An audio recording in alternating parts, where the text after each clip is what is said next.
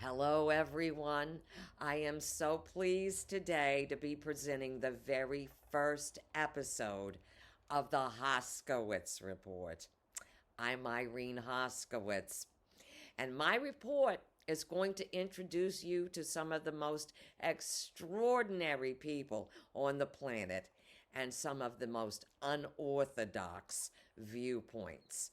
It's going to be really a lot of fun. Now, today's guest is a pivotal figure in today's closely controlled society. Let's see. Sir Rupert Erskine, he is the head of GlobCon, or Global Confidence. That is the security arm of Global Gobble.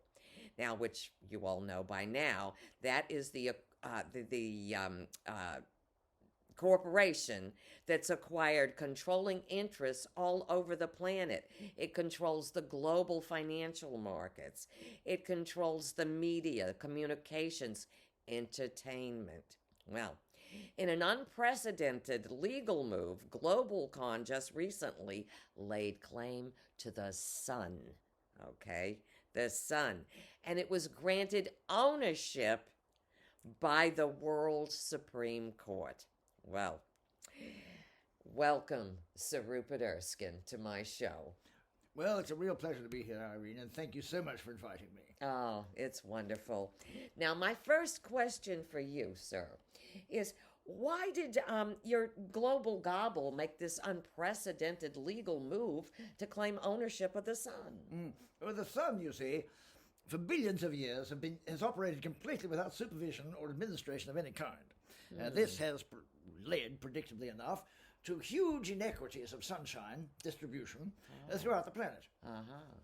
For example, in Verkhoyansk, the coldest place on the planet in Siberia, in the midwinter, you can't talk to anybody outside because if you do, words are going to freeze in the open air within an inch of your mouth. And they'll freeze and they'll fall to the ground with a delightful tinkling sound.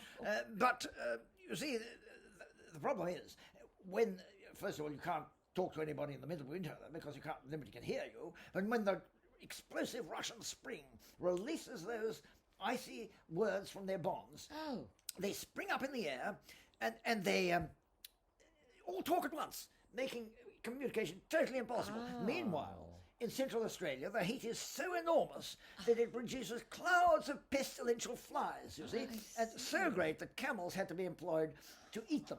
Had to be important to the country to eat the flies.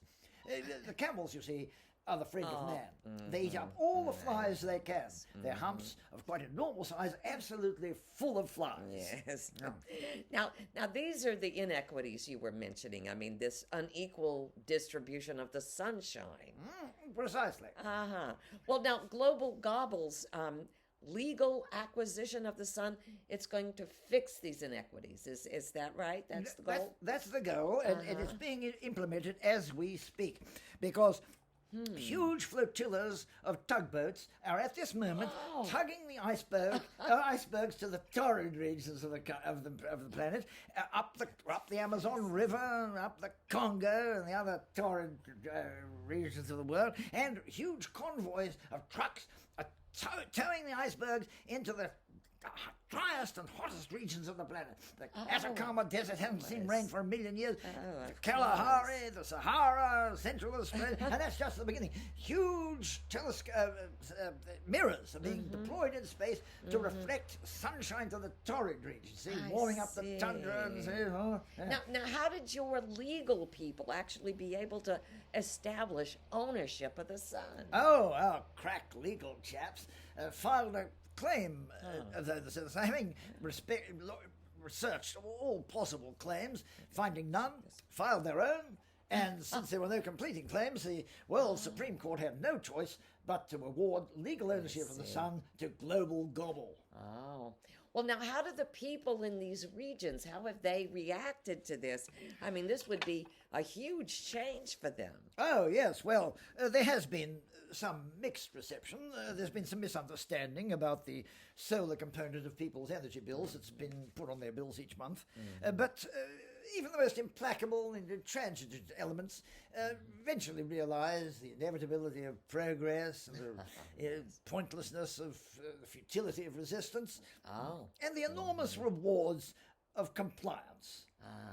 Now, in that respect, the global gobble is going to have an enormous party all over the world. Every city, village, and hamlet is going to have a wonderful party. There's going to be enormous treats for everybody, absolutely delicious, and they're going to make the sort of thing is going to make everybody happier and more intelligent. More intelligent? Yes. What do you mean by that? Well, more inclined to do the rational thing, Oh. the right thing, the thing that's been approved by the highest authorities. Oh, and being approved by the highest authorities is the right thing. That makes something right. Well, certainly. After I all, see. they know more than we do. Well, but suppose the authorities change their minds. I mean, what if something that seemed perfect, before now is totally different, and so, I mean, what if they change their minds? Oh, well, it would follow, I suppose, if they ever did change their minds, that something which was previously wrong could become right. But since they never do change their minds, that's really not a problem. Yeah, is it? but they couldn't they? I mean, really, if something that was forbidden all of a sudden was commanded, or something that was once commanded was all of a sudden forbidden, I mean, after a while, this would just turn things into just a total topsy-turvy world. I mean, wouldn't it? How would that work? Oh, yes, it would do that. Yes. But So I'm just wondering, I mean, wouldn't that mean that, good or bad would depend on the authorities. On yes. the opinion of the authorities. Yes, but that's not. I don't see a problem with that, do you? Oh. After all, remember what Shakespeare said: Yes. nothing is either good or bad, but thinking makes it so. So stop thinking, and you don't have to worry about whether something's good or bad. That's for the authorities to decide. I see. Individual thinking is extremely dangerous. It can lead to all sorts of heretical thoughts, and it can spread like wildfire among the people.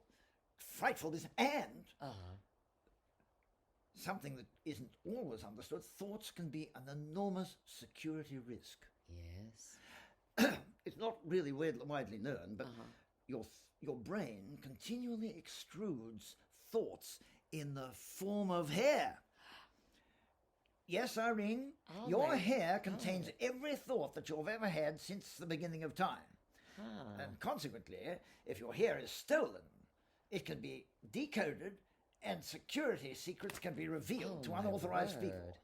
Oh, Yes. so it could be stolen by spies? It can be stolen by spies. In fact, just last week in London, a senior government official was jumped by a couple of hoodlums in some alleyway, and they hacked off his hair, and now the sensitive government intelligence is in the hands of who knows whom. You see how dangerous this sort of thing Yes, can be. but Sir Rupert, I mean, I see you have generous amounts of hair. Aren't you worried about, your thoughts being stolen? I mean, what if somebody just hacked off your hair? Oh, well. What would we do?